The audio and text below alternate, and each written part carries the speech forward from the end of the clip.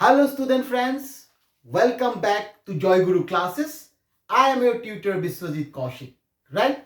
So what we have discussed in our last video, we have discussed about the introduction of sets, definition and the representation of sets.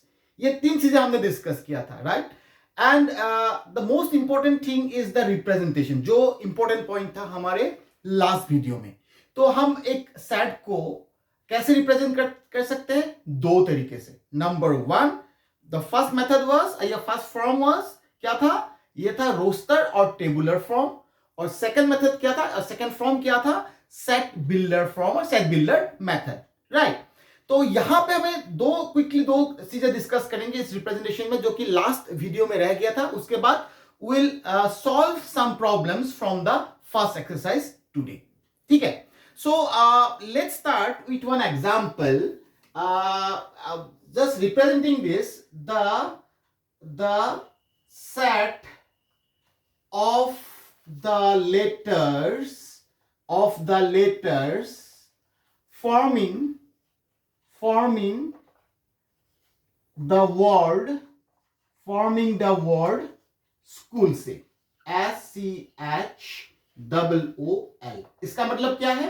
इसका मतलब ये है कि जो the set of letters, उस letters के set को हमें बनाना है जो इस वर्ड को फॉर्म करता है, स्कूल को, राइट? सो यहां पे जो चीज इंपॉर्टेंट है कि लेटर्स कितने हैं? 1 2 3 4 5 6 लेटर्स है. ठीक है. तो suppose this set is denoted by the symbol A. मैंने लास्ट वीडियो में बताया था कि सेट को हम डिनोट करते हैं कैपिटल लेटर से. और अगर मैं इसको रोस्टर फॉर्म में लिखता हूं तो हमें कैसे लिखना है? All the elements. एलिमेंट्स यहां पे क्या क्या होंगे? जो लेटर्स है वही इसके ऑब्जेक्ट होंगे या लेटर एलिमेंट्स होंगे, राइट? बट यहां पे देखने वाली बात यह है, यूजुअली अगर कोई लेटर या कोई एलिमेंट्स रिपीट हो रहा है, राइट, इसको हम दो बार नहीं लिखेंगे, हम इसको एक ही बार लिखेंगे.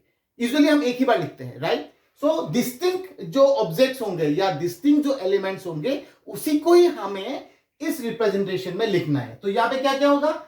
S C H O और L. सो ये O जो है ये दो बार रिपीट हो रहा है, तो इसको हम सिर्फ एक ही बार में लिखेंगे.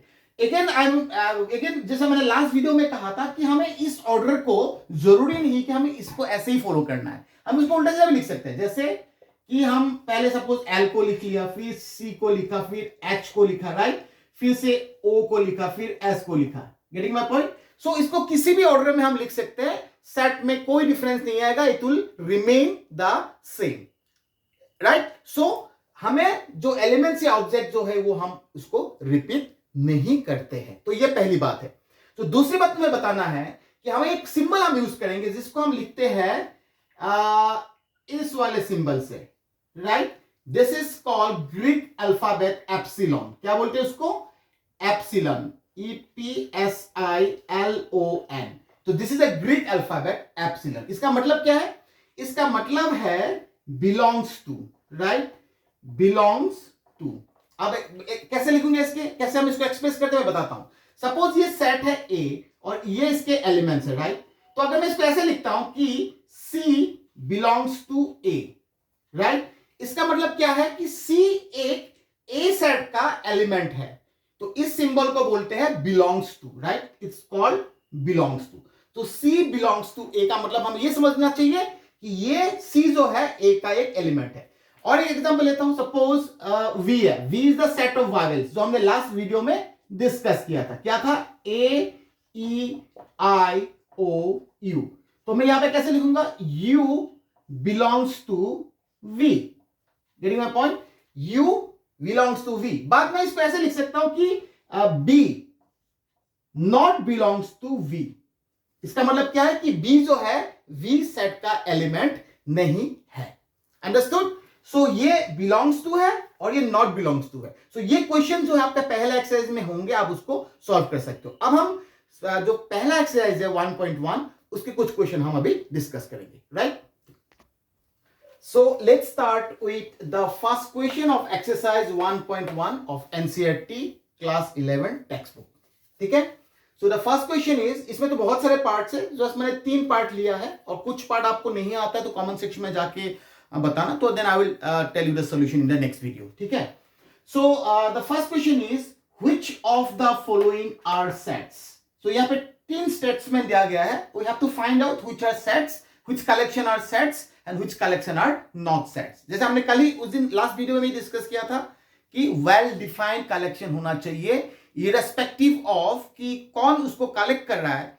अलग अलग पर्सन अगर उसको कलेक्ट कर रहा है, उसका जो लिस्ट बनेगा या उसका जो ऑब्जेक्ट या जो कलेक्शन होंगे वो सबके लिए सेम होना चाहिए, राइट। अब हम देखते हैं कि इसमें से कौन सा सेट है, कौन सा सेट नहीं है।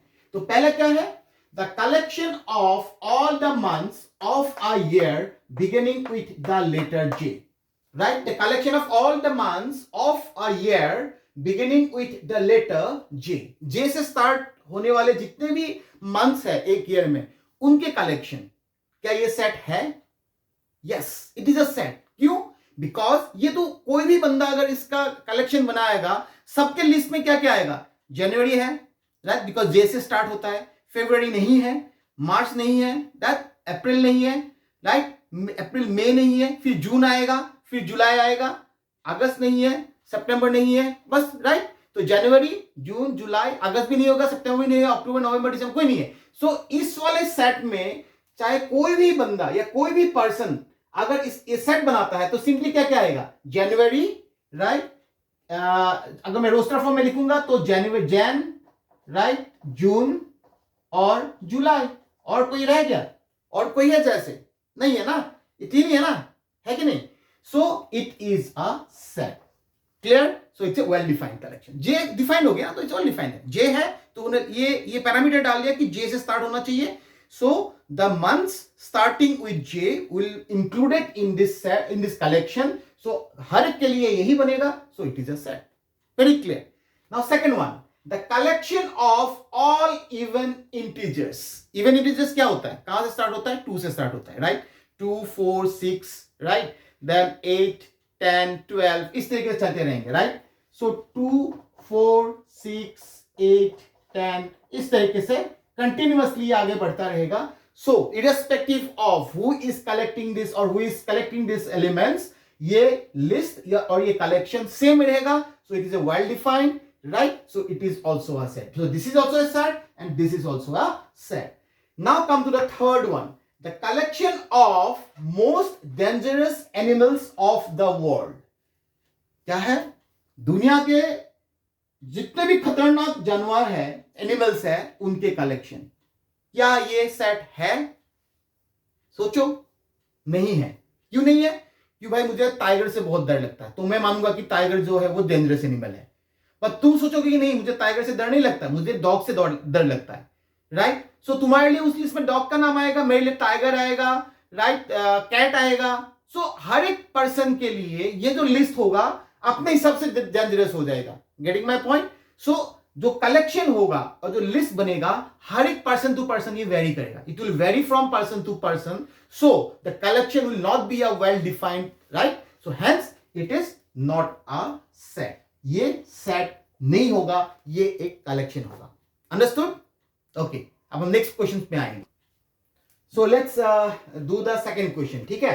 तो इसमें क्या कहा गया है कि let A B a set, right, और इसके एलिमेंट्स क्या क्या है? 1, 2, 3, 4, 5, 6, राइट। 1, 2, 3, 4, 5, 6, तो इट इज अ सेट है, ठीक है। मैं इसको ये कह सकता हूं कि the set of first 5 natural numbers, या सॉरी फर्स्ट 6 नेचुरल नंबर्स, मैं ऐसे भी बोल सकता हूं इसको, right. So it is a set anyways. So insert belongs और नॉट बिलोंग्स, ये सिंबल को याद रखना है। एप्सिलॉन है लेकिन एप्सिलॉन यूज नहीं करेंगे वर्ड, इसको हम बोलते हैं belongs and is not belongs. तो यहाँ पे हमें ब्लैंक में फिल करना है कि कौन सा आएगा। अगर ये एलिमेंट्स इस सेट में बिलोंग्स करता है तो हम ये वाला यूज करेंगे, और अगर नहीं करता है तो क्रॉस करके एप्सिलॉन वाला सिंबल जो है that we will going to use. Now very simple. Now 5 क्या इंक्लूड है इस सेट में? Yes, 5 is here. So I will write 5 belongs to A।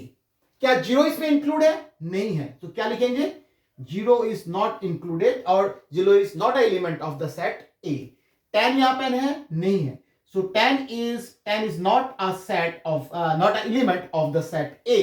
2 यहां पे है? yes, So 2 is a set of A. Yeah, we can say 2 belongs to the set A. Clear? Very easy. Next, write in roster form. Right? यहाँ पे roster form में हमें लिखना है. तो तुम बता सकते हो किस फॉर्म में गिवन है? It is given in set builder form. Right?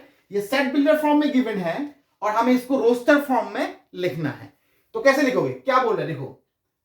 The answer is A is equal to, now it's saying that x such that x is an integer, right? And x lies between 3 and 7 including 3. That means x is greater than equal to minus 3 but less than 7. Understood? ये इसका notation है. It is greater than equal to minus 3 but it is strictly less than 7. जब greater than equal to होगा, that means ये कहां से start होगी? Integers है. These are integers, right? So it will start from minus 3. Minus 3 is also an integer, remember, right? उसके बाद क्या आएगा? minus 1 आएगा. उसके बाद क्या आ जाएगा? Sorry, minus 2 आएगा, right? उसके बाद क्या आ जाएगा? minus 1 आएगा, right? उसके बाद क्या आ जाएगा? 0 आ जाएगा. Then 1, 2, 3, 4, 5, 6, 7 इंक्लूडेड नहीं है बिकॉज यहां पे स्ट्रिक्टली लेस देन 7 है. माइनस 3 इंक्लूड है, राइट? देन माइनस 2 आएगा, माइनस 1 आएगा, 0 आएगा, 1, 2, 3, 4, 5, 6. So this is what? This is the roster form. और इसी सेट्स का ये जो फॉर्म है, this is the set builder form. It is given in the equation and we have expressed और we have represent this set in terms of a roster form. Clear? Right? Clear? So next one, the set of E is the set of all letters in the word trigonometry, right? E is the set of all letters in the word trigonometry. So हम कैसे लिखेंगे E? मैंने क्या बोला था? मैंने ये बोला था कि ये लेटर्स आएंगे और जो रिपीटेड होंगे वो हमें नहीं लिखना, हमें बस एक ही बार लिखना है. So it will be T, okay, R, I, G, O, N. O दोबारा से आएगा, हमें नहीं लिखना है, राइट? उसके बाद आएगा M, राइट? E हमें लिखना है, बिल्कुल लिखना है, राइट? T ऑलरेडी हम लिख चुके हैं, R ऑलरेडी हम लिख चुके हैं और आ जाएगा Y. अब एक बार चेक करो. T, R, I, T आ गया, R आ गया, I आ गया, G आ गया, O आ गया, फिर N आ गया. O नहीं आएगा because it is repeated, right? फिर एन के बाद एम आया, फिर ई आ गया, टी आ गया, ये रिपीटेड है, आर रिपीटेड है, फिर आ जाएगा Y. Clear? So this is the roster form for this particular set E. ठीक है? नेक्स्ट हम थर्ड क्वेश्चन करेंगे अब solve. So let's do this fourth problem, the last problem of today's video. Write in set builder form. So let we denote it. Suppose this set is equal to A. ठीक है? और we have to write it in set builder form. तो this form, the roster form is given. roster form already given है यहाँ पे, हमें इसको set builder form में लिखना है. So एक चीज याद रखना, आप जब आप roster form से set builder form में लिखोगे, first of all you have to find out that by which property और किस रूल के हिसाब से ये कलेक्शन है. you have to, मतलब तुम्हें you have to know the rule. अगर रूल नहीं पता होगा तो you will not able to right in the set builder form, right? तो पहले हम देखेंगे कि कौन से रूल से ये बना हुआ है. तो दो तरीके से हम इसको एक्सप्रेस कर सकते हैं. मैं दोनों तरीके से आपको बताऊंगा. एक तरीका तो ये है, अगर इसको ध्यान से देखोगे तो क्या हो रहा है? 3 1 जा 3, राइट? इस किस फॉर्म में जा रहा है? देखो, ये जा रहा है 3 into 1 is equal to 3, 3 into 2 is equal to 6, 3 into 3 is equal to 9 and 3 into 4 is equal to 12. एक पैटर्न फॉलो कर रहा है. दैट मीन्स ये एक मल्टीपल ऑफ 3 है, right? This elements are the multiple of 3. Getting my point? So मैं इसको ऐसे लिख सकता हूं. पहले दो तरीके से लिख सकता हूं, मैं दोनों तरीका आपको बताऊंगा.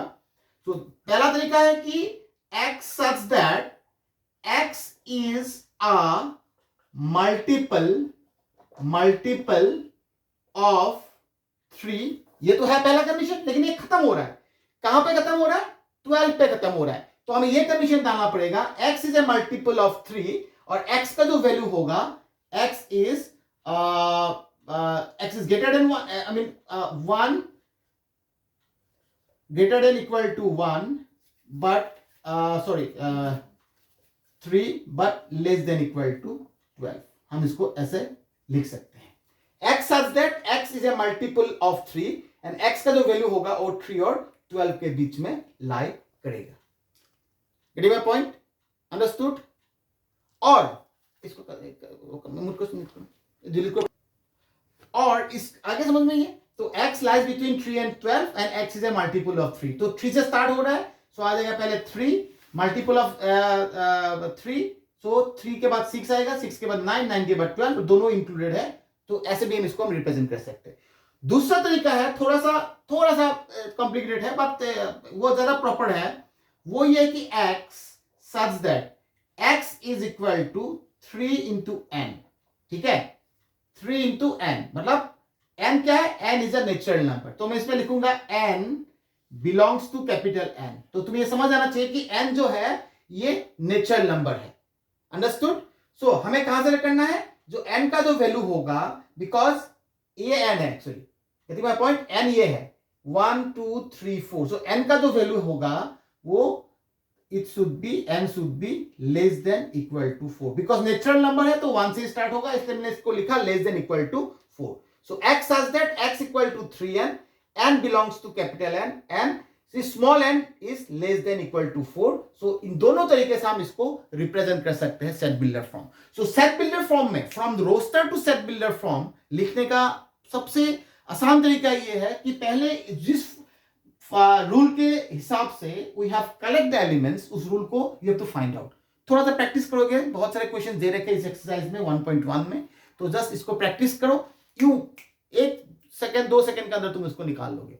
तो ये वीडियो मैं अब यहां तक ही रखता हूं. सो नेक्स्ट जो वीडियो होगा हम एक्सरसाइज 1.2 सॉल्व करेंगे और उससे पहले हम कुछ कॉन्सेप्ट भी डिस्कस करेंगे लाइक टाइप्स ऑफ सेट्स. ये हम डिस्कस करेंगे इन द नेक्स्ट वीडियो. सो आपको वीडियो को अगर अच्छा लगा so please subscribe the video, right, like the video and share the video ताकि मैक्सिमम स्टूडेंट्स तक ये पहुंचे. और अगर ज्यादा पहुंचेंगे तो मैं भी मोटिवेट होऊंगा, मैं भी अच्छे वीडियोस बनाऊंगा. एनी प्रॉब्लम आता है तो प्लीज कमेंट सेक्शन में जरूर डालना, बेल आइकन जरूर दबाना ताकि नोटिफिकेशन आप आता रहे. Right, thank you so much, see you in the next video.